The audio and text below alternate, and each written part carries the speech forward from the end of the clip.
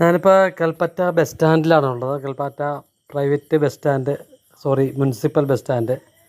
കൽപ്പറ്റയ്ക്ക് ഒരു പ്രത്യേകത, 2015 വരെ, അതായത് 1978 മുതൽ 2015 വരെ വയനാട് ജില്ലയിലെ ഏക മുനിസിപ്പാലിറ്റി കൽപ്പറ്റയായിരുന്നു. ഇതാണ് കൽപ്പറ്റയെക്കുറിച്ച് ആദ്യമായിട്ടുള്ള അറിവ്.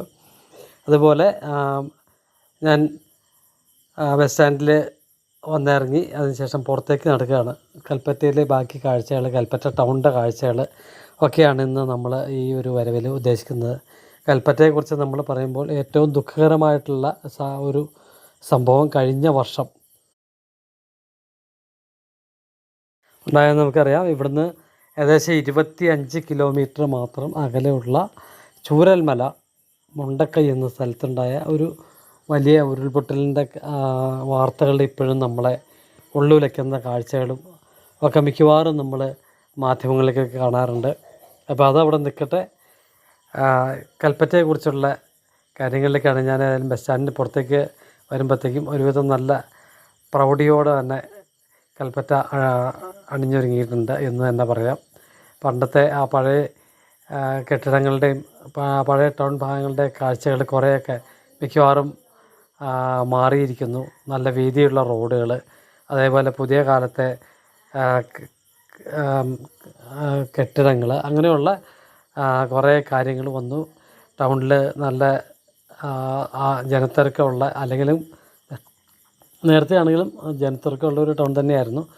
അതേപോലെ ഒരുപാട് വ്യാപാര സ്ഥാപനങ്ങൾ, വ്യവസായ സ്ഥാപനങ്ങൾ ഒക്കെ വന്ന് ശരിക്കും കേരളത്തിലെ വേറെ ഏതൊരു ടൗണിനോടും ഒന്ന് കിടക്കി നിൽക്കാൻ പാകത്തിനുള്ള ഒരു ടൗണായിട്ട് കൽപ്പറ്റ അതിസുന്ദരിയായിട്ട് അണിഞ്ഞൊരുങ്ങിയിരിക്കുന്നു എന്ന് തന്നെ വേണം പറയാം.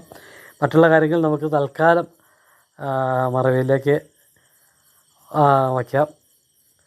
അപ്പോൾ ഈ കൽപ്പറ്റയെക്കുറിച്ചുള്ള രസകരമായിട്ടുള്ള കാര്യം, അതായത് വയനാടിൻ്റെ തലസ്ഥാനമാണ് എന്ന് ഞാൻ നേരത്തെ പറഞ്ഞായിരുന്നു. വയനാട് ജില്ലയുടെ കാപ്പിത്തോട്ടങ്ങളും തേയിലത്തോട്ടങ്ങളും കൊണ്ട് മനോഹരമായിട്ടുള്ളൊരു പട്ടണമാണ് കൽപ്പറ്റ.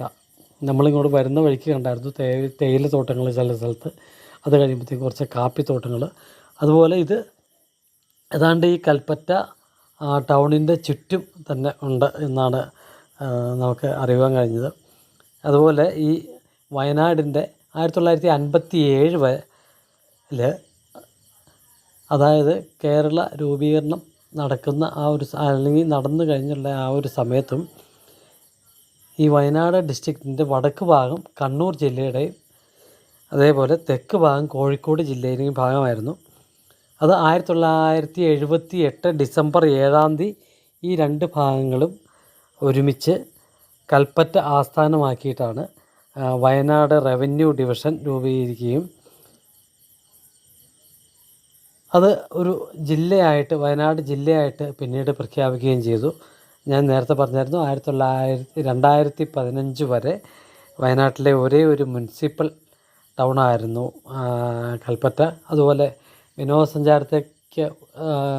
വിനോദസഞ്ചാരത്തിന് ഒരുപാട് സാധ്യതകളുള്ള ഒരു കേരളത്തിലെ ഒരു ടൗൺ കൂടിയാണ് കൽപ്പറ്റ എന്ന് പറയുന്നത്. അതുപോലെ കോഴിക്കോട് മൈസൂർ ദേശീയപാത 212.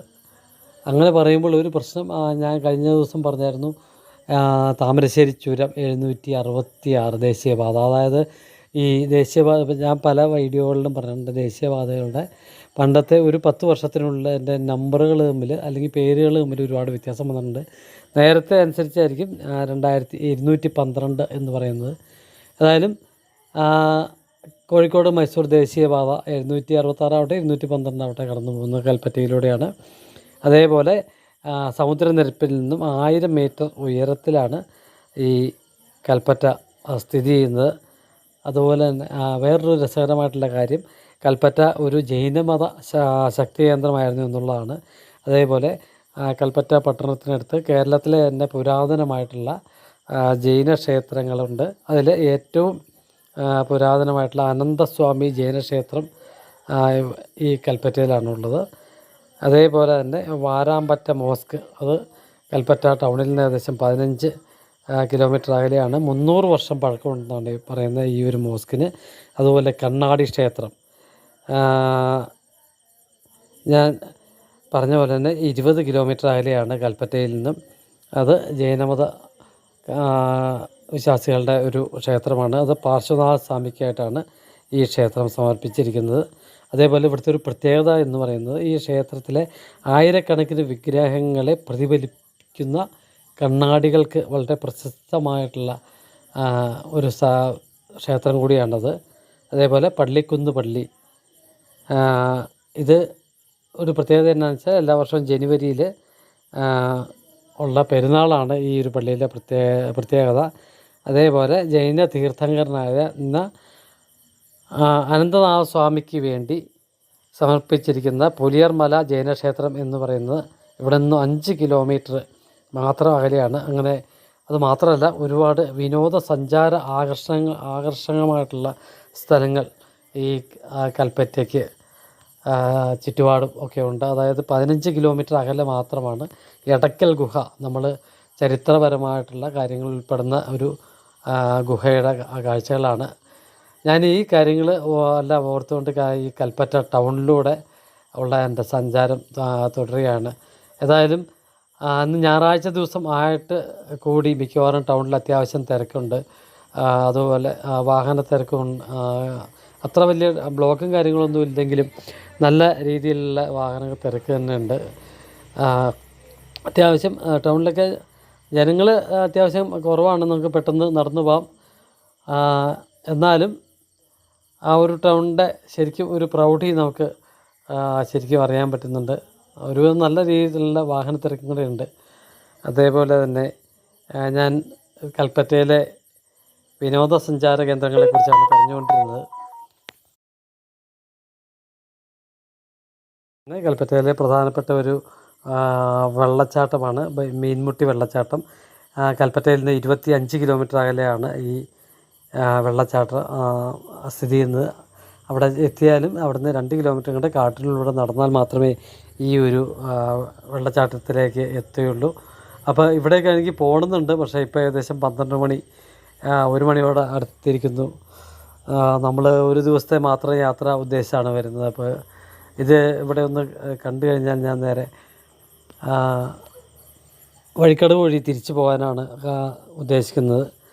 അതേപോലെ തന്നെ ബാണാസുര സാഗർ അണക്കെട്ട് ഇവിടുന്ന് 24 കിലോമീറ്റർ അകലെയാണ്.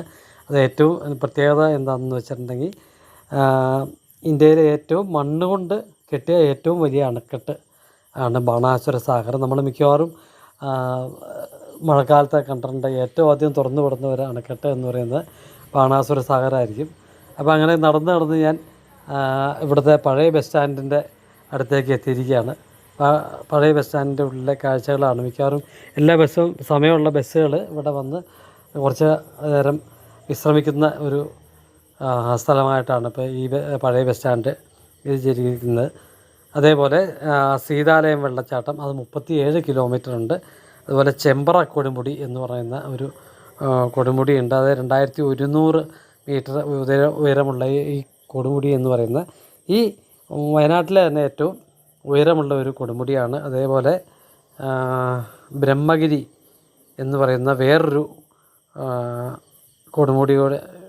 കൂടിയുണ്ട്. അത് 1608 മീറ്റർ ഉയരമുള്ള ഒരു കൊടുമുടിയാണ്. ഇതൊക്കെയാണ് കൽപ്പറ്റയിലെ ഒരു വിനോദസഞ്ചാര ആകർഷണങ്ങളായിട്ട് നമുക്കൊരു 1 അല്ലെങ്കിൽ 2 ദിവസം ശരിക്കും ഇവിടെ നിന്ന്. അതേപോലെ താമരശ്ശേരി ചുരം, ഞാൻ നേരത്തെ ആ ചുരത്തിൻ്റെ കാഴ്ചകൾ കാണിച്ച സമയത്ത് കാണുന്ന ആ കരിന്തണ്ടൻ്റെ ആ ഒരു ചങ്ങലമരം, ഇതൊക്കെ ഉൾക്കൊള്ളുന്ന ഒരുപാട് വിനോദസഞ്ചാര കേന്ദ്രങ്ങൾ ഈ കൽപ്പറ്റയിലുണ്ട്. അപ്പോൾ ഞാൻ നടന്ന് ഏതാണ്ട് കൽപ്പറ്റ ടൗണിൻ്റെ അങ്ങേ ഭാഗത്തേക്ക് വടക്ക് പടിഞ്ഞാറ് ഭാഗത്തേക്ക് എത്താറായിട്ടുണ്ട് ഏകദേശം. അപ്പോൾ ഈ ഒരു കാഴ്ചകളുടെ ഒപ്പം എനിക്ക് ഉള്ള കൽപ്പറ്റയെക്കുറിച്ചുള്ള അത്യാവശ്യം ഒരു അറിവ് കൂടെ ഇവിടെ പങ്കുവയ്ക്കുകയാണ് ചെയ്തിരിക്കുന്നത്. അപ്പോൾ പുതിയൊരു വീഡിയോ ആയിട്ട് വീണ്ടും കാണാം. Good bye.